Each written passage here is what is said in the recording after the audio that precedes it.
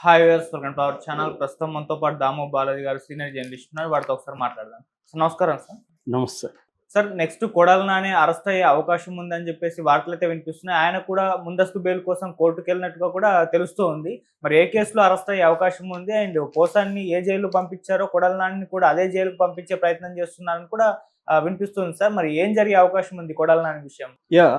అంటే ఫస్ట్ కూటమి వచ్చిన తర్వాత ఫస్ట్ వచ్చి అధికారుల మీదకి వెళ్ళారు. అధికారుల్ని వేధించాలి అంటే గతంలో వైసీపీ తరపున గట్టిగా ఉండి తెలుగుదేశం శ్రేణుల్ని వేధించిన అధికారుల్ని ఫస్ట్ టార్గెట్ చేశారు. దాని తర్వాత సోషల్ మీడియాని వైసీపీ సోషల్ మీడియాని టార్గెట్ చేశారు. దాని తర్వాత కొంతమంది వైసీపీ నాయకుల్ని టార్గెట్ చేయడం మొదలుపెట్టారు. అందులో ఫస్ట్ వలమనేని వంశీ, దాని తర్వాత పోసాని కృష్ణమురళి, నెక్స్ట్ రోజా, తర్వాత కొడాలి నాని, వీళ్ళిద్దరూ లిస్ట్లో ఉన్నట్టుగా తెలుస్తుంది. సో వీళ్ళు ఒక ప్లాన్డ్గా 1 by 1 వెళ్తున్నారు. రెండోది టైమింగ్ కూడా ఇంపార్టెంట్గా ఫీల్ అవుతున్నారు. ఇప్పుడు మనం చూస్తే పోసాని కృష్ణమురళిని అరెస్ట్ చేసిన టైమింగ్ చూస్తే జీవీ రెడ్డి ఇష్యూ వచ్చినప్పుడు దాన్ని డైవర్ట్ చేయడానికి పోసానిని రంగంలోకి తీసుకొచ్చారు. అలాగా ఇప్పుడు కొడాలి నానిని కూడా అరెస్ట్ చేయడానికి రంగం సిద్ధం చేసుకున్నారు. నిజానికి కొడాలి నాని మీద గతంలో చాలా కేసులు ఉన్నాయి. అయితే ప్రధానంగా ఆయన మీద కేసులు పెట్టాలంటే చాలా పెట్టచ్చు నిజానికి. ఎందుకంటే ఆయన ఎప్పుడు నోరు తెరిచినా ఒక కేసు పెట్టచ్చు, ఎందుకంటే అంత బూతులు తిడుతుంటాడు కాబట్టి.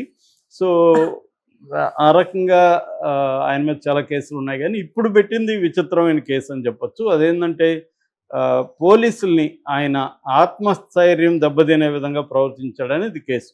సో మచిలీపట్నం పోలీస్ స్టేషన్లో పెట్టారు. అంటే పోలీసుల పట్ల అవమానకరంగా బిహేవ్ చేశాడని, ఆత్మస్థైర్యం దెబ్బతినేట్టుగా చేశాడు. ఇది అందరు రాజకీయ నాయకుల మీద పెట్టచ్చు ఈ సెక్షన్. ఎందుకంటే ఎక్కడో చోట పోలీసులకి రాజకీయ నాయకులకి క్లాషెస్ అనేది జరుగుతుంటుంది. ప్రతిపక్షంలో ఉన్నప్పుడు వీళ్ళు ఉద్యమాలు చేస్తారు, పోలీసులు ఆపడానికి ట్రై చేస్తారు, అక్కడ వాగ్వివాదం చోటు చేసుకోవచ్చు, లేకపోతే గొడవలు రావచ్చు, ఇవి జరుగుతూనే ఉంటాయి.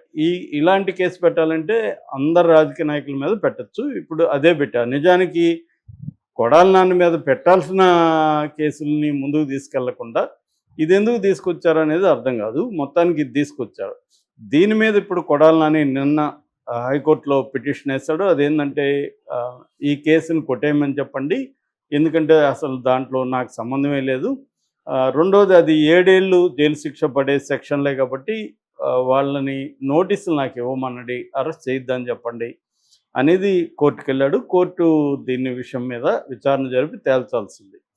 కానీ మనం కానీ ఈ కూటమి మోడస్ ఆపరెండే కానీ చూస్తూ వస్తే, అంటే వాళ్ళు ఏ పద్ధతిలో వైసీపీ వాళ్ళ మీద కేసులు పెడుతున్నారు, అరెస్టులు చేస్తున్నారు చూస్తే, హైకోర్టే చాలాసార్లు అనింది కంప్లైంట్ ఒకటి ఉంటే సెక్షన్లో ఒకటి పెడుతున్నారు.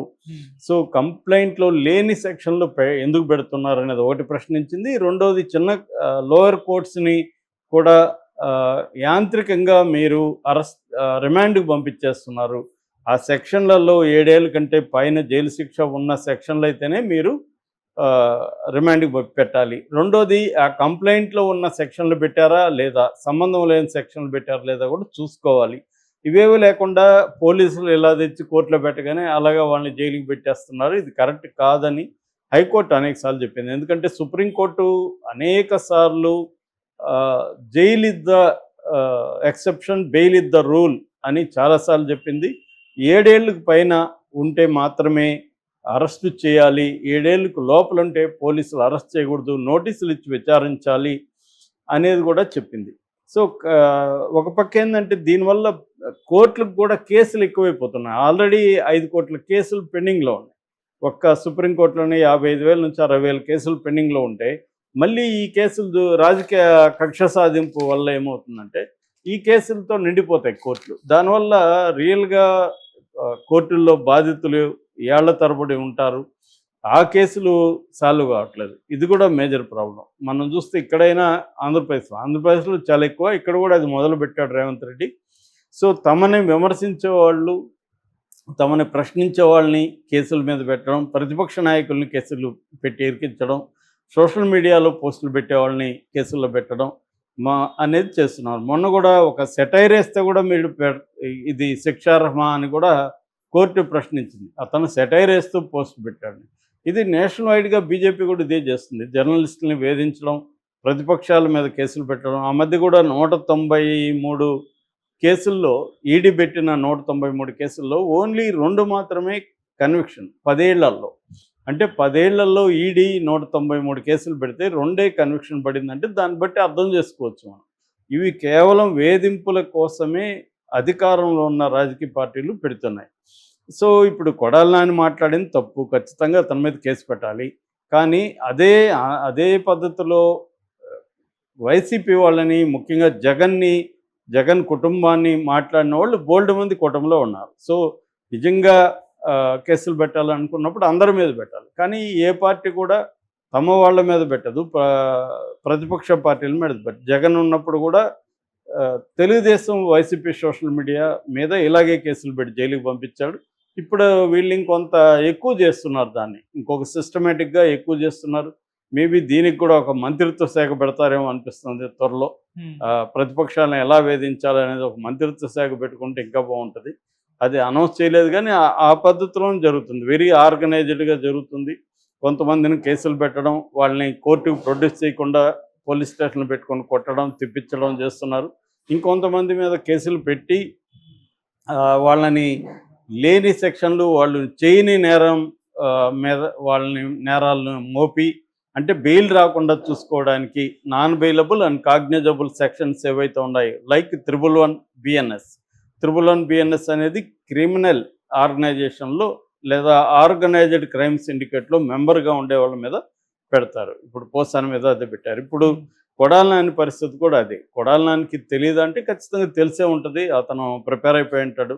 ఎందుకంటే కొడాలి నాని 4 సార్లు ఎమ్మెల్యేగా గెలిచాడు, 2 సార్లు తెలుగుదేశం 2004లో ఆయన తెలుగుదేశంలో వచ్చాడు. వాళ్ళది రాజకీయ ఫ్యామిలీ. అర్జున్ రావు అని వాళ్ళ నాన్న రాజకీయాల్లో ఉండేవాళ్ళు, రాజకీయ ఫ్యామిలీ. దాని తర్వాత ఆయన నందమూరి హరికృష్ణకి నమ్మిన పొంటిలాగా అయ్యాడు, వాళ్ళ ఇంట్లో ఒక ఫ్యామిలీ మెంబర్ అయ్యాడు. తర్వాత జూనియర్ ఎన్టీఆర్కి ఒక ఫ్రెండ్ లాగా, ఒక అన్నలాగా వాళ్ళ ఫ్యామిలీలో మెంబర్ లాగా ఉండేవాడు. అలాగా ఆయన నందమూరి హరికృష్ణ రికమెండేషన్తో 2004లో సిట్టింగ్ ఎమ్మెల్యేని కాదని ఈయనకి సీట్ ఇచ్చారు తెలుగుదేశంలో. ఆయన కూడా మంచిగా గెలిచాడు. దాని తర్వాత 2009లో కూడా తెలుగుదేశంలో గెలిచాడు. ఆ తర్వాత ఇటు హరికృష్ణని, జూనియర్ ఎన్టీఆర్ని చంద్రబాబు పక్కన పెట్టాడు. దాంతో ఈయన కూడా దూరం అవ్వడం. అలాగే 2012లో ఆయన వైసీపీలో చేరాడు. దాని తర్వాత 14లో వైసీపీ నుంచి పోటీ చేశాడు, మంచిగా గెలిచాడు. దాని తర్వాత 19లో కూడా వైసీపీ నుంచి గెలిచాడు. అయితే 2024లో ఆయన ఓడిపోయాడు. అయితే 4 సార్లు ఆయన వరుసగా గెలవడం అనేది చెప్పుకోవాల్సిన విషయం. బట్ ఈయన మీద ఇంకా రకరకాల అభియోగాలు వస్తున్నాయి. నిన్ననే ఈనాడులో మల్లాయపాలెం జగనన్న కాలనీలో మెరక పనుల కోసం డబ్బులు ఖర్చు పెడితే అందులో 200 కోట్లు ఈయన తినేశాడని ఈనాడులో వచ్చింది. దీనికి సమాధానంగా వైసీపీ నాయకులు అసలు గవర్నమెంట్ ఇచ్చిందే 40 కోట్లు, 200 కోట్లు ఎలా తింటారు, మొత్తం 178 ఎకరాల్లో ఇల్లు కట్టించడానికి ఒక ఎకరాకి 52 లక్షల చొప్పున పే చేసాము, దాంట్లో ఎక్కడ అవినీతి జరగలేదని వాళ్ళు ఇస్తున్నారు. ఏదేమైనా మనకి మీడియా చూస్తే కొడాలి నాని మీద ఇంకా కేసులను ఎస్టాబ్లిష్ చేస్తున్నట్టుగా కనబడుతుంది. సో కొడాలి నాని కూడా ఇప్పుడే కానీ అరెస్ట్ అయితే ఖచ్చితంగా పోసాని జైల్లోనే పెట్టాలి అనేది కూడా ఉంది వీళ్ళకి. సో ఏదేమైనా ఒకసారి అరెస్ట్ అయితే మాత్రం కొడాలి నాని కూడా త్వరగా అయితే ఆయనకి బెయిల్ రాయి వరుసగా ఇంకా కేసులు పెడుతూనే ఉంటారు.